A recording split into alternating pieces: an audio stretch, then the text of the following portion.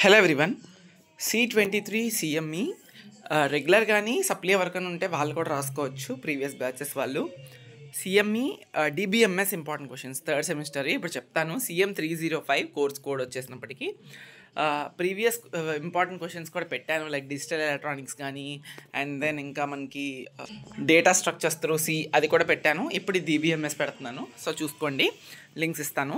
ఎవరి దగ్గరన్నా ఈ third semester materials DBMS, data structures through operating systems and ఇంకొకటి ఏదైతే ఆపరేటింగ్ సిస్టమ్స్, ఈ 4 సబ్జెక్ట్స్ మ్యాథ్స్ 2 M2 కాకుండా రిమైనింగ్ 4 సబ్జెక్ట్స్కి మీకు కనుక స్టడీ మెటీరియల్స్ కావాలి అనుకుంటే BSDVP అకాడమీ వెబ్సైట్ డిస్క్రిప్షన్లో ఇస్తాను నేను వెబ్సైట్ లింక్. అందులో మీకు ఇప్పుడు నేను మెన్షన్ చేసిన 4 సబ్జెక్ట్ యొక్క స్టడీ మెటీరియల్స్ అవైలబుల్గా ఉంటాయి.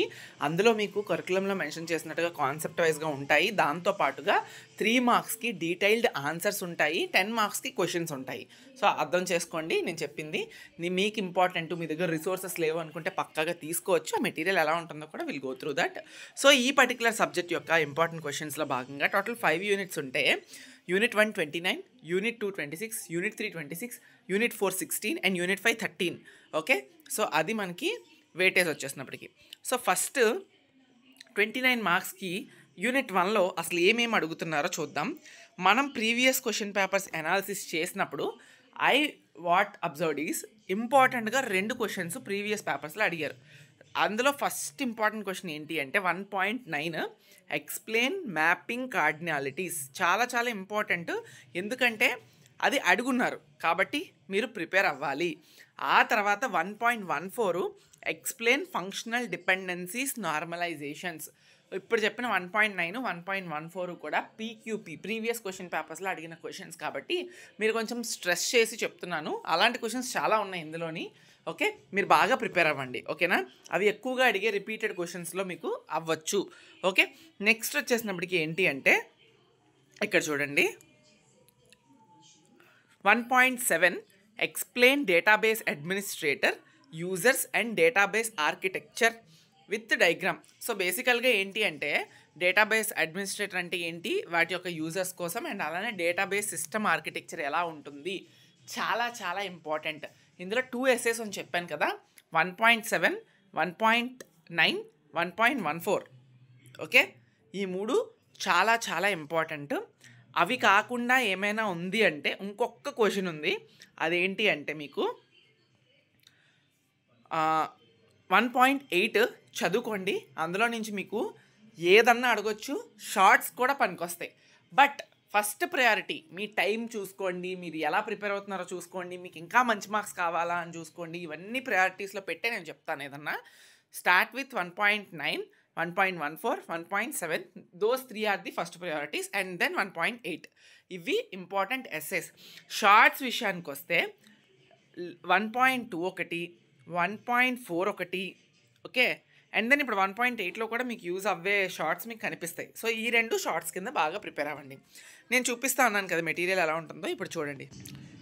మెటీరియల్ అయితే మనకి ఇలా ఉంటుంది, నీట్గా ప్రతిదీ కూడా అర్థమయ్యేటట్టుగానే మీకు మీ సాఫ్ట్ కాపీయే మీ ఫోన్లో ఉండే చదువుకోవచ్చు. జస్ట్ ఎన్రోల్ అయ్యి తీసుకుంటే సరిపోతుంది.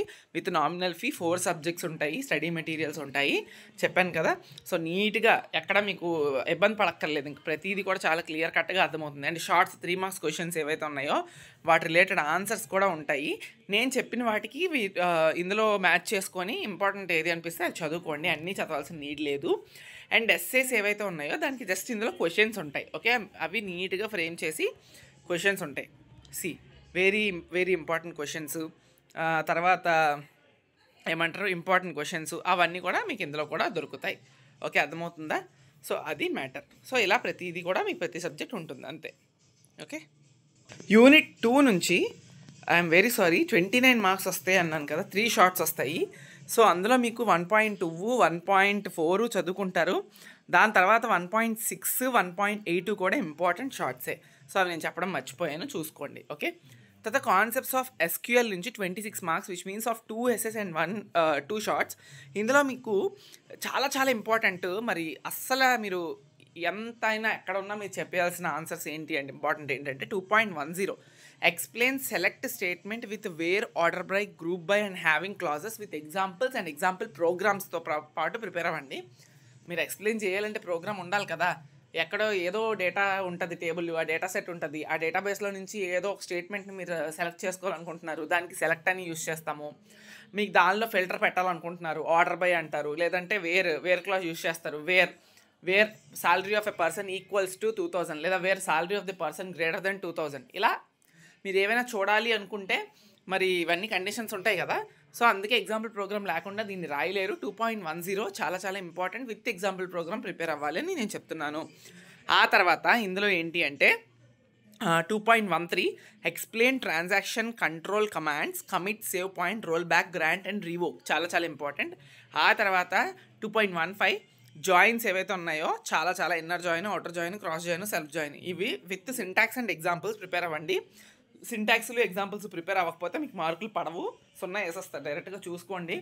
సింటాక్స్లు ఎగ్జాంపుల్స్ చాలా కీ రోల్, ఎందుకంటే ఆ ప్రోగ్రామింగ్ కాబట్టి, ఆ సెట్ ఆఫ్ ప్రోగ్రామ్స్ అయితే ఉంటాయి కాబట్టి. ఓకే, ఇవి ఇంపార్టెంట్ 3 మళ్ళీ చెప్తున్నా. 2.10, 2.13 అండ్ 2.15 వెరీ వెరీ ఇంపార్టెంట్, అంటే చాలా చాలా ఇంపార్టెంట్. ఇవి ఫస్ట్ మీరు ప్రిపేర్ అవ్వాల్సినవి. ఓకే, అందుకే ఫస్టే నేను మీకు మెన్షన్ చేసేసాను. Okay, and 2.6 explain SQL operators. అందులో నుంచి షార్ట్ రావచ్చు, ఎస్ఏ రావచ్చు, ఎలా అయినా మీకు అడగవచ్చు. ఓకేనా, సో మీరు చూసుకొని ప్రిపేర్ అవ్వండి. ఓకే, 3 మార్క్స్ చెప్తాను. 3 మార్క్స్ అయితే ఏం లేదు. ఎస్క్యూఎల్ అంటే ఏంటి, బెనిఫిట్స్ ఆఫ్ ఎస్క్యూఎల్ ఫస్ట్ చాలా చాలా ఇంపార్టెంట్. తర్వాత ఇంకా ఏం చదువుతారంటే మీరు what is literal, give 2 examples, 7th question. Okay, and then వచ్చేసినప్పటికీ మీకు చెప్పాను already 11th question list any 3 SQL operators అని చెప్పారు విత్ ఎగ్జాంపుల్స్. నేను ఆల్రెడీ చెప్పాను మీకు, అది బాగా మీరు ప్రిపేర్ అవ్వాలి. ఓకే, తర్వాత 14th క్వశ్చన్ చాలా చాలా ఇంపార్టెంట్. ఓకే, తర్వాత 16th క్వశ్చన్ ఒకటి, అండ్ 18th క్వశ్చన్ ఒకటి, అండ్ 23rd క్వశ్చన్ ఒకటి. ఓకే, ఇవి మీరు ప్రిపేర్ అవ్వచ్చు. ఓకే, చాలా చాలా ఇంపార్టెంట్. నెక్స్ట్ 3rd యూనిట్ చూద్దాం. ఇందులో కూడా 26 మార్క్స్ వస్తాయి. ఈ 26 మార్క్స్కి కూడా మీకు ఇంపార్టెంట్ ఎస్సేస్ భాగంగా ఏంటంటే 3.12 చాలా చాలా ఇంపార్టెంట్, బాగా ప్రిపేర్ అవ్వండి. తర్వాత 3.7 అండ్ 3.8 చాలా చాలా ఇంపార్టెంట్. మీకు డెసిషన్ మేకింగ్లో explain decision making statement with example programs అని అడుగుతాడు, లేదా explain looping statements and illustrate or with example programs అని అడగవచ్చు. డెసిషన్ మేకింగ్లో అలగడకుండా explain if PL by SQL if else statement with example program అన్నా మీరు అదే రాయాలి. మళ్ళీ డెసిషన్ మేకింగ్ వేరు, ఇఫ్ ఎల్స్లు వేరు అనుకోకండి. సీలో చదువుకుంటారు, తర్వాత మళ్ళీ నెక్స్ట్ సెమిస్టర్లో వచ్చి పైథాన్ అట్లా చదువుకుంటారు. డెసిషన్ మేకింగ్ అనగానే మీకు ఇఫ్ ఎల్స్ అవే వస్తాయి, నెక్స్టెడ్ ఇఫ్ ఎల్స్. సో అవి ఎలా అడిగినా మీరు రాయాలని చెప్పి నేను మళ్ళీ ఒకసారి మీకు చెప్తున్నాను. ఓకేనా, so 3.7, 3.8, 3.12 very very very very important, చాలా చాలా ఇంపార్టెంట్. చూసుకొని బాగా ప్రిపేర్ అవ్వండి. ఓకే, తర్వాత 3.1 జస్ట్ స్ట్రక్చర్ అంటే ఏంటో మీకు తెలియాలి కదా అసలు, అవి. సో ఇవి 4 ఎస్సేస్, ఇందులో నుంచి 2 రావడానికి చాలా చాలా మీకు ఛాన్సెస్ ఉన్నాయి. తర్వాత 3.2 కానీ 3.3 కానీ, ఓకే 3.6 యొక్క explain input output statements with syntax అని చెప్పి మీకు షార్ట్ రావచ్చు. Okay, define input and output statement with syntax అని చెప్పి మీకు షార్ట్ రావచ్చు. తర్వాత 3.2, 3.3 కూడా షార్ట్స్ కింద మీకు అడిగే ఛాన్స్ ఉంటుంది. ఓకే, తర్వాత 3.9 ఒకటి కూడా మీకు షార్ట్. ఓకే, సో ఎస్ఎస్ మాత్రం చాలా చాలా మళ్ళీ చెప్తున్నాను. 3.1, 3.5, 3.7 అండ్ 3.8, 3.1, 3.7, 3.8 చాలా ఇంపార్టెంట్. టైం ఉంటే 3.12 చూసుకోండి అంతే. సో ఇంకా 4th యూనిట్ చెప్పడానికి ఏం లేదు. 16 మార్క్స్కి చాలా షార్ట్ లెసను, ఇంకా నేను చెప్తాను అంత అంటారు. 4.3 అండ్ 4.4 డైరెక్ట్ ఎస్ఏ క్వశ్చన్స్ చాలాసార్లు రిపీటెడ్గా అడుగుతున్నాడు, 2 చదువుకోండి అంతే. షార్ట్స్ విషయానికి వస్తే ఇప్పుడు ఏదైతే ఇంప్లిసిట్ కర్సర్ ఎక్స్ప్లిసిట్ కర్సర్ చదివారో వాటి యొక్క డిఫరెన్సెస్ చదువుకోండి, చాలా చాలా ఇంపార్టెంట్. తర్వాత డిఫైన్ ట్రిగ్గర్ 4.5, ఆ తర్వాత డిఫైన్ కర్సర్, ఇవి చాలా ఇంపార్టెంట్ షార్ట్స్. అండ్ యూనిట్ 5లో మీకు ఏంటి అంటే మాంగోడీబీలో నుంచి మీకు explain 5.2.3 creation, dropping, creation of collection ఏవైతే ఉన్నాయో చాలా చాలా ఇంపార్టెంట్ అవి. ఓకే, చాలా చాలా ఇంపార్టెంట్. తర్వాత ఈ 5.1.5 యాసిడ్ అండ్ బేస్ ప్రాపర్టీస్ అని చెప్పున్నాయి కదా, చాలా చాలా ఇంపార్టెంట్. అటామసిటీ అవే కదా ఉంటాయి. సో కంపేర్ ఏసీఐడి అండ్ బిఏసిఈ ప్రాపర్టీస్ చాలా చాలా ఇంపార్టెంట్. తర్వాత NoSQL ఏదైతే ఉందో వాటి యొక్క మొత్తం తెలుసుకోండి. మీకు ఎలా అయినా ఎన్ఓఎస్క్యూఎల్ కోసం అడుగుతారు. ఓకే. ఎన్ఓఎస్క్యూఎల్ అంటే ఏంటి, అందులో ఏం ఫీచర్స్ ఉంటాయి, ఏం చేస్తాము, అది మీకు ఎస్ఏ క్వశ్చన్ కింద మీరు ఎక్స్పెక్ట్ చేయొచ్చు. ఒకటే వస్తుంది ఎస్ఏ. తర్వాత వచ్చేసినప్పుడు ఆర్డీబీఎంఎస్కి ఎన్ఓఎస్క్యూఎల్కి ఒక షార్ట్ కింద మీరు కంపారిజన్ చదువుకోండి. ఇది ఇంపార్టెంట్ క్వశ్చన్స్.